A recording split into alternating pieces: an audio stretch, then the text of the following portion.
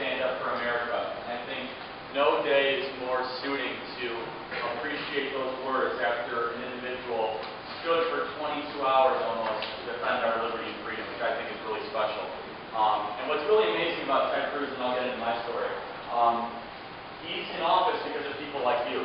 The establishment never wanted him there. If you look at the story of Ted Cruz and how he got elected in the Texas Senate, he was a nobody.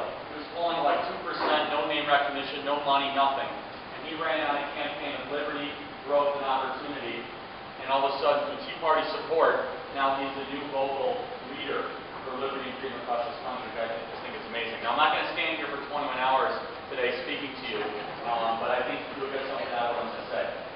About 15 months ago, I launched Turning Point USA. And I did that because all throughout my high school career, I encountered teachers and people in my school especially that were increasingly anti-capitalistic, anti-free market, to the extent where I found textbooks that were written by none other than Paul Krugman, the New York Times. Those of you that know Paul Krugman, he is a Nobel Prize-winning economist, but in the textbook it said, the chapter header said the Reagan tax cuts did not accelerate economic growth. I'll say it again, the Reagan tax cuts did not accelerate economic growth. That's just an economic fallacy if you look historically. Now, piled up upon me, month after month, year after year, finally my senior year after I finished basketball season, I said, that's it. I have to do something myself to make an impact for the election, and maybe even beyond that. So I spoke at the rally that Bill was speaking of on tax day of 2012. And Bill came up to me out of nowhere and he said, Charlie, you can't go to college. I said, you are crazy. But now, here I am, 15 months later, I'm going part-time to college, but I'm traveling the country 5 out of 7 days a week. I'm speaking to high schools, to colleges, to Elks Clubs, to hunting groups, to anybody who wants to listen to my message about how to better reach the youth, how to better communicate free markets and fiscal responsibility, and the importance of youth outreach. In 15 months, we've done some amazing things. I contributed some of these materials that I'll mention later on in the speech. I've met some amazing people, and I've learned more in 15 months than I probably would getting a degree from a university that would probably teach me to try to be more and more liberal. I'll tell you a quick story. Back in September of last year, I was sitting around our event coordinator's house. And she said, Charlie, we should plan some debates for this upcoming fall. I said, I agree, let's do it. She said, well, where do you want to have them? I said, well, the most liberal place I know is UW-Madison. So let's go there. And we did. Bill, how did we do? We won. We won. Yes, we did. But what's fascinating is why we won and how we won over this seemingly socialistic crowd that walked in. When they walked out, they had not just an ounce, but a pound of skepticism of everything been taught their entire life. Because when you are indoctrinated, for lack of a better term, in the public school education system, to believe that capitalism is a bad thing, that free markets are evil, that profit should not exist, and that business is the enemy, I would be a socialist too. But whenever you encounter a debate format that we are able to present that offers a moral case for free markets and capitalism, things totally change. So a little more background. I had a kind of smaller debate a month before the UW-Madison debate. And I was able to have a forum, but this is a debate I lost. And I'll be perfectly honest. I lost because I didn't defend capitalism the right way. I defended capitalism with numbers, statistics, and facts to a group of about 50 high school students. I said, we need capitalism because it will create all these jobs and get our GDP growing and unemployment down. It sounds really boring, this is what I'm saying now. And I lost the debate because the person debating against me, she was a small girl, she was a socialist, outright socialist, and she was wearing a shirt that says Occupy. She said, well, we need socialism. I read an article that there was a poor-person Houston, Texas, sleeping in a cardboard box. That's terrible. Socialism. That was pretty much the crux of the record. And I got blown out of the water because I was just reciting things as if I was a think policy wonk. So for about a month, I did a lot of thinking, did a lot of reading, I did a lot of reflection on what it means to actually be a capitalist and believe in free markets unapologetically. And when I dove deeper into what I believed, I said, I don't believe it because of the numbers. The numbers are just window dressing on, to try to better present it. I actually believe it because of a moral premise I think we all share.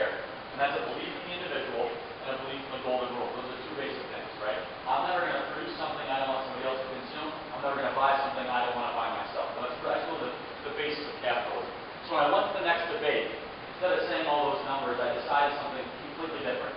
And now mind you, this is at UW Medicine. So I'm rolling all the dice here, right? I got college students in the audience. I got a socialist to my right. I got the Leninist flag, you know, the kind of there's a flag. But no, I was rolling all the marbles. So I said, instead of the usual window dressing, numbers, and capitalism debate, I said something so simple. And I just threw away my notes and I said, listen, capitalism is the only moral system. Why is it the only moral system? Because it's the only system that respects the individual, respects you and your ability to say whatever you want to say and do whatever you want to do, to create whatever you want to create. You out there in the crowd, you're all socialists, I imagine. You hate poverty. So do I. But if you hate poverty, you should love free markets. Because capitalism has been the #1 enemy for poverty in human history. Nothing has eradicated poverty quicker and with more efficiency than capitalism. If you want to believe in yourself and you want to help society, then the only system is capitalism. And I won the debate wholeheartedly. Because I did not see any numbers, I didn't see any GDP statistics, unemployment stuff. Rather, I made a moral case for free markets, and the kids understood it and it clicked. When we got farther and farther into the debate, I talked more about individual initiative. I talked more about entrepreneurship and starting businesses. And capitalism, at its absolute core, what it was believed and treated as, I won the debate over because they never heard capitalism conveyed in that way. Now look, capitalism gets a terrible rap. Free markets get a terrible rap. My public education system, I was taught that profit was a bad thing. I was taught that it's a dirty word to believe big business. And I can understand where that comes from. A lot of these kids believe what they believe. And so then, about 3 months later after the election, I got calls from kids all across the country. They said, Charlie, I'm going through exactly what you went through. In high schools, in colleges, in universities. I don't know what to believe. I mean, I think I believe in capitalism. I think I believe in free markets. But I'm just getting hammered every day by these teachers. And I said, okay. But let me think of how I can help you. So, through collaboration of our team, we produced a piece of material on the 10 most common fallacies taught in public and higher education. Now, if you flip through these, you might laugh. You might think, oh, come on, how could you actually teach this? No, these are things that are actually in curriculum, in syllabuses, in textbooks, that are being taught. And these are direct rebuttals to them. And what's so amazing about this piece of, this 32-page piece of, it's not policy, but it's so amazing about this booklet, is that these are all written by students that have heard these things. These are written for students that are hearing these things. And this is a one-of-a-kind, unique booklet. And if you want some more, I got 400 of them right here. We're going through another 10,000 printing. We've had thousands of hits. They've been featured on national news cycles. I encourage everyone to take one of these. Truly a unique piece. I'm going to say a couple more things, and I want to open it up. I want this to be a discussion. I don't want this to be a lecture. I mean, I've been lecturing enough in my life about, anti-capitalism. I don't want to make you go through that. But another really cool thing that our organization is doing is we're able to start chapters and groups all across the country. Who is a leadership institute? Who's familiar? Someone? They're a wonderful organization out of Virginia that we're working closely with to start a lot of grassroots organizations with young people. And these have some wonderful functions. And one of the best functions it does is exposing teachers and what they're saying and teaching our youth and what these schools are actually doing. I'll share one success story with you. December 6th of last year, I got a call from one of our chapters at Paul Schuyler High School in Long Island, New York. And he said, Charlie, they just installed a big mural in the front of our high school. What am I supposed to do? I said, well, what's the mural of? What are you talking about? He said, it's a 15-foot Obama mural. I said, come on, you've got to be kidding me. And he sent me the picture, and he was right. It's huge. I said, this is ridiculous. So, I thought about what I could do, and I amassed a lot of contacts in a short amount of time, from June to December. That was only 6 months of our organization's existence. And I said, okay, I'm going to do everything I possibly can. I went to Breitbart, I went to Town Hall, I went to Drudge. Within 6 hours, on the front page of Drudge Report and Breitbart saying, public high school displays Obama mural. We put so much pressure on that school through grassroots activists like yourself. They were flooded with phone calls, letters, and emails. They were forced to take down the mural and replace it with one of Abraham Lincoln. Now, that happened.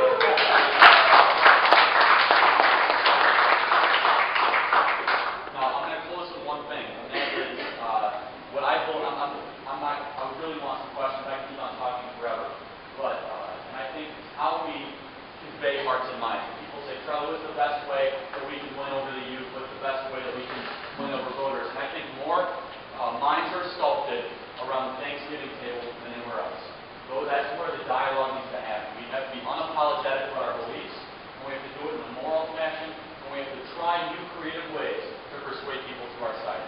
Because too often, we don't want to have those conversations. We say, oh, they're lost, the lost cause. But it's not about the conversion, it's about the conversations. You have to think about it as eroding something down. You want somebody to believe what you believe. They've had a wall built up by the public education system their entire life. But it's not going to get knocked down if we don't have those conversations. We're not going to give them the valuable material to be able to reach out to them. And I'm an unapologetic defender of free markets. I do it every single day. And it's an absolute blessing to be able to do what I'm able to do and meet the people I'm able to meet. And people all the time say, Charlie, thank you for doing what you do. And thank you for opening my eyes to this perspective, especially even the liberal people. Because they like me because I'll never ridicule them, never attack them for who they are, but rather I'll just present an optimistic vision of what this country is founded upon, what we could possibly be. So any questions now, please open it up. If not, so I got, during the election especially, and then heading after election, we had the national debt clock on our website. Who's seen it? The debt clock always going up, right? I mean, it's just about to hit $17 trillion, which we're going to do some big things by the way. But all these kids said, Charlie, I don't understand. That's such an arbitrary number to me. It doesn't make any sense. I can't grasp it. 17 trillion, 85 bazillion, it's all arbitrary. I said, okay, well, what if we created a debt clock as how much you owe personally? And they said, that would make more sense. So it's through intense actuarial analysis, through bugging the CBO, through calling senators, through FOIA requests, we finally were able to figure out how much the average high school graduate would owe as their share of the national debt. And it's right on your table. Over $868,000. I had to look at it, mind you, because every time I do this presentation, we print more of them, it's a bigger number. So I always have to look at it to make sure I'm saying the right number. But what's amazing about this, and if you read very closely, it says, paid to the order of the United States Department of Treasury. Every student right now that's in high school and college, not only do they have student loan debt, not only will they have their own personal credit card debt, but they are being indebted for their parents and grandparents' mistakes and debt that they will never be able to benefit from. And it's sad what my generation's going to have to be able to live with. But the more people we can enlighten to this, through these kind of awareness techniques, they can understand, wait, maybe it's not fair that Washington's borrowing $1 trillion a year of my money. And that's very, very unfortunate. Thank you. Anybody? Yeah. We just went to a presentation around Sauk Valley recently on conservation reform that FDR set up. And I've never heard of it. I'm a baby. It was before my time. But his dad used to work on some of the trains that they built. There is still one there in Illinois. Where? Vermont, Illinois, which I've never heard of either. But it seemed like they took these dudes for 6 months, and they took them and they planted millions of trees. They built things, they did roads, they crushed gravel.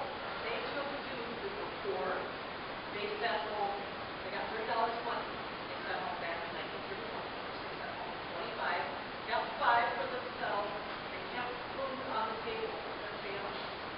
Why can't we come up with something today? The kids have got the video game. My grandkids are into it too. They're homeschooled. They still got their video games, iPads, and all this stuff. No.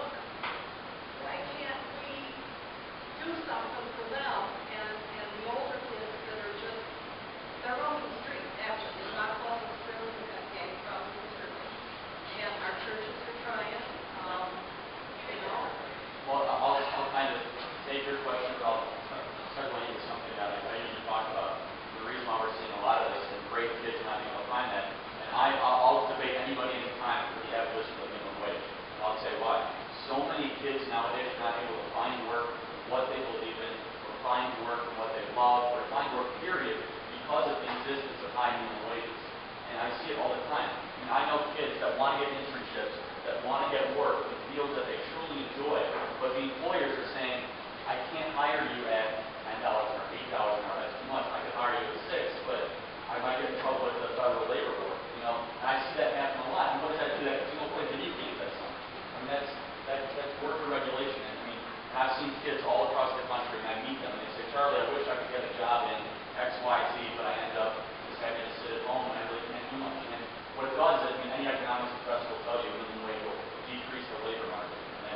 right now. We see kids roaming the streets and playing video games instead of working towards things. And that's one of my most passionate things in mental wage.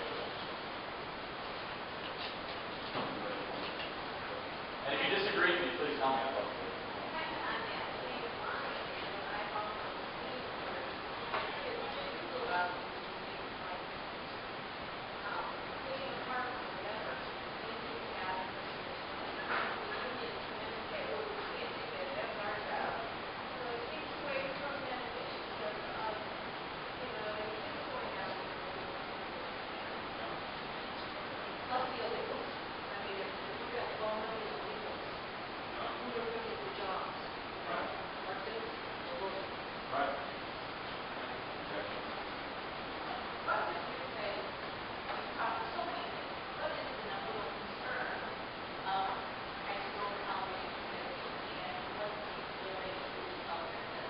So it's changed election cycle, but number one right now is it's privacy. I mean, kids are pretty upset when we talk about that the government listening to every single phone call and cataloging every single text and email. That's a big issue. The other one is very simply student loan debt is a big one. Huge student loan debt, and I have a different perspective than most of student loan. I don't think government should have a role in the student loan industry, but I can go farther into that. But that's on a lot of people's minds, and also just a lot of their concerns are similar to people here. Jobs in the economy, we want to be able to find a well-paying job, be able to graduate generally without tuition. What can they do to affect it? Do everything they possibly can to evangelize people with free market values and put free market thinkers into office so we can get back towards economic freedom that made this country so great. I mean, that's the best way possible. Think of that cell phone. In 1984, my Charlie Kirk. Yep, that's Big Brother. I went and saw a doctor about 2 months ago. I saw him on television. Other than that, excuse me, he's supposed to be on television. 1984. It scared me. I didn't know what was wrong with me. This is why I see that you can really motivate people. I admire that because you're young, and I understand you got a lot to learn. What's your major? How long have you been in college? And then how good did you get interested in politics? The number one question I have, and I'm sure you can't answer it, who's going to defend that Constitution? Yeah. I mean, truly. I'm serious. Who's going to defend it? Because I didn't know it was even legal, constitutionally, to pass this kind of debt on to our children. Yeah. And just recently, Obama did, I don't know if he did it through an executive order or whatever, to bypass, we're not supposed to be in day 9. Okay, and we're doing that in Syria. So left and right, he's not doing it, please. Yeah, I mean, it's been going on for a while. we didn't just arrive here. Who's going to defend, who's going to defend our country? Right. What you mean? I haven't really been clear. I'm going part-time in school right now, so. Charlie, by the way, is probably the smartest person. I've watched debate professors. I've watched debate multi-billionaires. I've watched debate businessmen who are very smart, knowledgeable.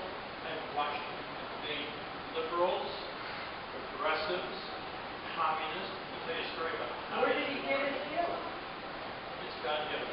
No, Oh my gosh, you mentioned it. My wife says he's an old soul. You're an old soul. I've spent a lot of time studying and reading. I mean, there's not a known Friedman video I haven't watched or a Mount Rothbard book I haven't picked up. So, I mean, I've read Adam Smith, everything he's written. I'm a sponge. I've been reading this stuff since I was 13. So, Wheeling High School, public school up. I commend you for what you're doing, and I hope that you can portray that and get other younger people involved in it. Because I think our biggest problem in this country is no information voters, and they're voting because someone's going to give them a link card, someone's selling them a bill of goods. They've got families through more generations than they know of that never held a job. They don't even know what a job is. Right. I mean, who knows who Alexis Tocqueville is? Well, he visited America as an outsider from France, and then he wrote about his visit to America. And he wrote about how amazing America is and how restless we are. But what he said this democracy, constitutional republic thing you guys got going is great, but the problem is going to predicted it in 1803. Yep. So, I mean, this is nothing new. And he It said, happened to the Romans. exactly. Well, I mean, once you figure out you can vote yourself benefits, then you're going to vote for a living, right? That's human nature. So we're almost at the point now where there's many people on the government doles that are providing the money to the government. So we're at a tipping point to need to turn it around. I think we've already lost our country. I don't think so. I have some hope. I have a lot of hope because I get to deal with amazing young liberty activists. Unbelievable. I mean, you would be amazed. And Bill will tell you. I mean, every single day I get to work with them, meet with them, speak with them, and collaborate with them. And it gives me energy. I mean, all it will take, in my opinion, to turn this thing around is a movement of like-minded individuals that are enlightened, that will care so much about this. And I think the states are going to be our salvation. I really do. State governments are doing great right now, I mean, for the most part.